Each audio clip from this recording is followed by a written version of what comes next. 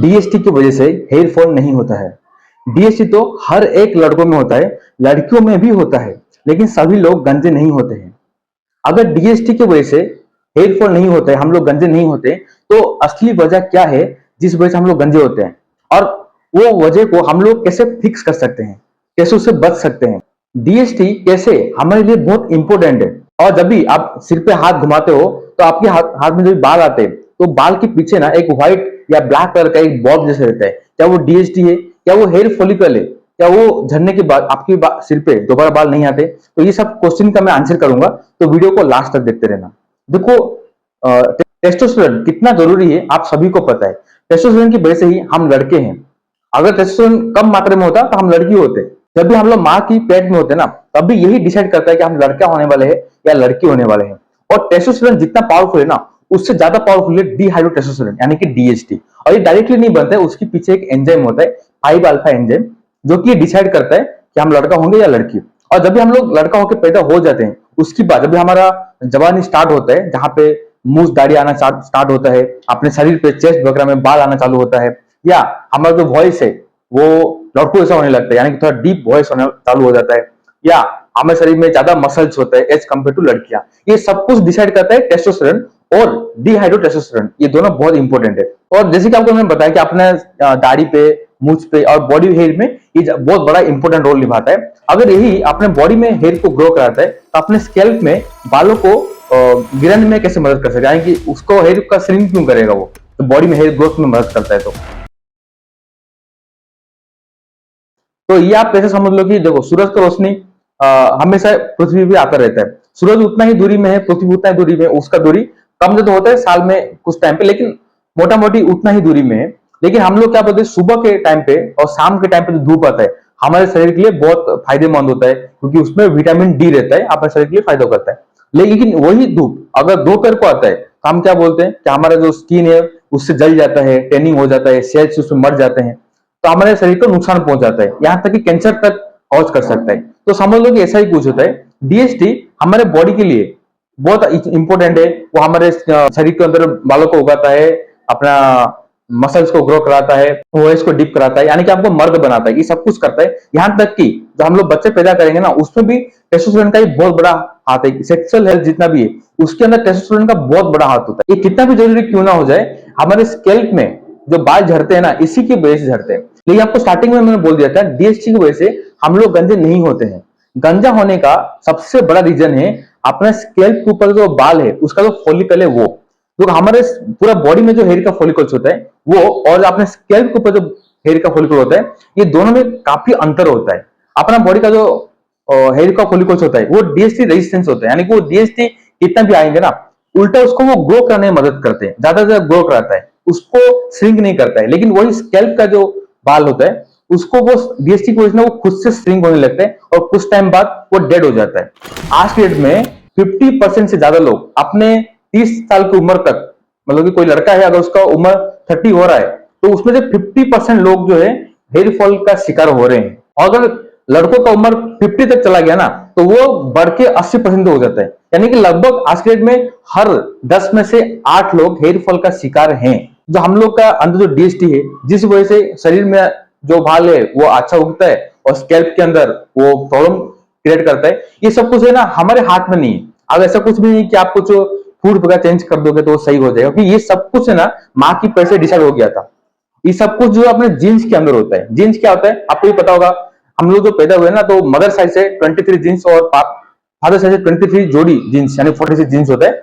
वो दोनों मिलके हम लोग एक 23 का एक जीन्स बनाता है, जिसकी वजह से डिसाइड होता है कि वो लड़का कैसे पैदा होगा, यानी कि उसका आंखों का कलर क्या होगा, उसका बालों का कलर क्या होगा, उसका स्किन कैसा होगा, उसका फेस कैसा होगा, मतलब हर एक डिटेल कैसे पैदा होगा वो जीन्स डिसाइड करता है। और ये जो डीएसटी, आपकी जो स्कैल्प के अंदर डीएसटी का सेंसिटिविटी कितना है, ज्यादा होना चाहिए, कम होना चाहिए, वो भी आपके पेरेंट्स में से ही आया है। और इसको चेंज करना मतलब अभी के टाइम पे पॉसिबल नहीं है। थ्योरेटिकली पॉसिबल है, लेकिन प्रैक्टिकल अभी तक कोई किया नहीं है। लेकिन आगे जाके फ्यूचर में जरूर ऐसा पॉसिबल होगा कि आपका जो डीएसटी है उसके अंदर कुछ चेंजेस कर देंगे, जिस वजह से आपको मेल पैटर्न बॉल्डनेस होगा ही नहीं। आपका जो स्कैल्प का हेयर फॉलिकल्स है वो डीएसटी सेंसिटिव हो गए ही नहीं, और वो अच्छे बाल ग्रो करेंगे। ऐसा पॉसिबल है। अगर कोई ऐसा कर भी लिया ना, तो बालों का क्या, वो तो पूरा बॉडी को ही चेंज करा सकता है। वो पूरा आंखों का कलर चेंज कर सकते हैं, स्किन का कलर चेंज कर सकते हैं, और जो भी चीजें उसको जैसे जैसे चाहिए ना वैसे वैसे साइंटिफिक तरीकों से उसको चेंजेस किया जा सकते हैं। लेकिन ये जो टाइम है अभी बहुत लंबा है, अभी रिसेंटली आने वाला नहीं है। अभी एआई आ चुका है, तो हो सकता है 10-20 साल बाद ऐसा पॉसिबल हो कि डीएसटी के अंदर चेंजेस करके अब बच्चे पैदा हो रहे हैं। लेकिन अभी के टाइम पे कुछ इंपोर्टेंट मेडिसिन है जो कि डीएसटी को कंट्रोल करता है, जैसे कि फिनास्टेराइड या ग्लूटास्टेराइड। ये दोनों बहुत ही इफेक्टिव मेडिसिन है जो कि डीएसटी को अपने बॉडी में उसका प्रोड्यूस जो होता है उसको मात्रा को कम कर देते हैं, काफी कम कर देते हैं, जैसे कि 80% तक वो कम कर सकते हैं। इसकी वजह से क्या होता है, डीएसटी का प्रोडक्शन अगर कम होता है तो आपकी जो स्कैल्प की ऊपर डीएसटी की वजह से जो फॉलिकल श्रिंक हो रहे थे उसका श्रिंक थोड़ा कम होता है, और मिनोक्सिल अगर लगाते हो तो आपके हेयर को ग्रोथ भी देता है वो। लेकिन ये टेम्पररी होता है। अगर आप ऐसा नहीं कि जो मेडिसिन खाया तो डीएसटी को वो कंट्रोल कर लिया, कम ग्रोथ होने लगा तो लाइफ टाइम तक आपका कमी होने लगेगा और इसकी वजह से आपको सेक्सुअल हेल्थ में प्रॉब्लम आएगा, ऐसा नहीं।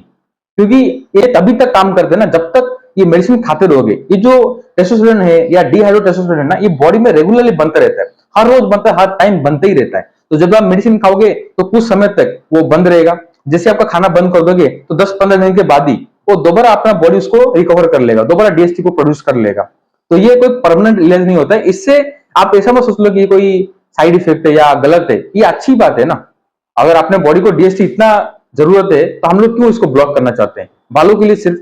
ठीक है ना, अगर आप करना भी चाहते हो तो मेडिसिन खा लो, कुछ टाइम के लिए बंद रहेगा तो उसको कम डीएसटी मिलेगा तो अच्छा ग्रोथ होगा। फिर जब भी आप खाना बंद कर दोगे तो दोबारा डीएसटी प्रोड्यूस हो जाएगा, फिर से आप नॉर्मल में आ जाओगे। तो ये बिल्कुल नॉर्मल है, आपके ऊपर है कि आपको ये खाना है या नहीं खाना है, आपके बालों को अभी क्या जरूरत है वो सब। और मेरे को ना एक सब्सक्राइबर ने पूछे थे कि अगर टेस्टोस्टेरोन का मात्रा ज्यादा है तो क्या डीएसटी भी ज्यादा होता है? तो इसका आंसर कुछ ऐसा है कि कोई मैं एग्जैक्टली बता नहीं सकता, क्योंकि मैं जैसे आपको बोला कि अगर टेस्टोस्टेरोन है तो डायरेक्टली वो डिहाइड्रो टेस्टोस्टेरोन नहीं बनता है, उसको कन्वर्ट करने के लिए 5 अल्फा एंजाइम का जरूरत पड़ता है। तो एंजाइम कितना मात्रा में आपकी बॉडी में वो भी डिपेंड करता है, यानी कि टेस्टोस्टेरोन कितना है और 5 अल्फा जो है उसको कन्वर्ट कितना करता है, वो दोनों डिपेंडेंट है। तो एग्जैक्टली कोई भी आपको देख के कोई डॉक्टर भी बता नहीं सकता, इसके लिए आपको बॉडी को लेकर टेस्ट कराएंगे तभी जाके मालूम पड़ेगा। और 5 अल्फा भी एंजाइम जो है वो भी ऐसा नहीं कुछ खाते पीते हो तो वो आता है अपने बॉडी के अंदर, ऐसा नहीं। वो भी बचपन से ही डिसाइड हो चुका है कि कितना मात्रा में होगा, कितना वो कन्वर्ट करेगा नहीं करेगा, वो सब कुछ जेनेटिकल है। तो अपने हाथ में कुछ है नहीं, हम लोग थोड़ा मात्रा में उसको चेंजेस कराते हैं। देखो कुछ नेचुरल चीजें भी होता है डीएसटी को कंट्रोल करने के लिए।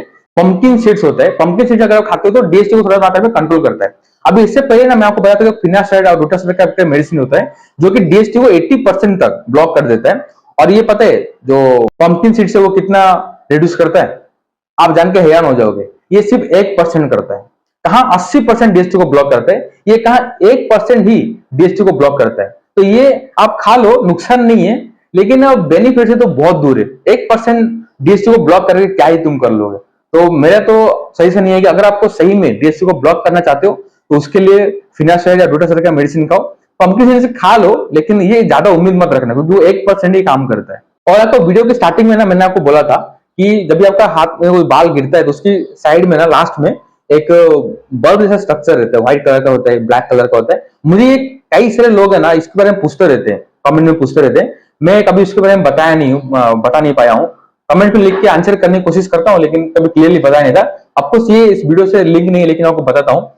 ये जो बाल की स्टार्ट लास्ट में जो एक व्हाइट कलर का बॉब रहता है ना, उसमें 2 कलर आ सकते हैं, एक व्हाइट आ सकता है, एक ब्लैक आ सकता है। अगर आपकी बालों के रूट में अगर वो व्हाइट कलर का है, इसका मतलब कि वो नेचुरल सर्किल में बाल अभी गिरा है, यानी कि बाल का एक सर्किल होता है, वो एक टाइम पे गिरता है फिर उसकी जगह पे दूसरा बाल आता है। तो अभी उसका नेचुरल तरीके से बाल गिरा है, अभी वो फॉलिकल जिंदा है इसका मतलब, और वो दोबारा कुछ टाइम बाद आने वाला है। तो आपको इसमें कोई स्ट्रेस लेने वाली बात नहीं है, कोई टेंशन वाली बात नहीं है। तो सही अच्छी बात है, वो बाल गिरा है, कुछ देर में वापिस आ जाएगा। अगर आपका बाल गिरा है लेकिन उसकी लास्ट में व्हाइट कलर भी नहीं है और बाल का जो लेंथ बस नॉर्मल है, मतलब ब्लैक कलर ही समझ लो एक तरफ से।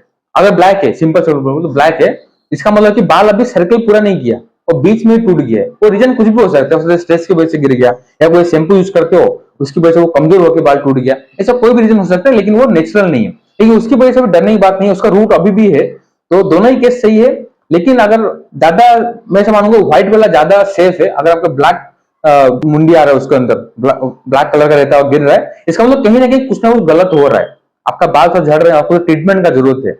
अभी आप मिनोक्सिल लगाओगे तो ये सब जो प्रॉब्लम है वो सही हो जाएगा। और आप चाहो तो डीएसटी ब्लॉकर कोई भी ऐड कर सकते हो, जो कि बहुत अच्छा होता है। इस वीडियो में इतना ही। और डीएसटी के रिलेटेड या हेयर केयर के ऊपर कुछ भी डाउट्स है तो कमेंट में पूछना, मैं हर एक कमेंट को आंसर करता हूं।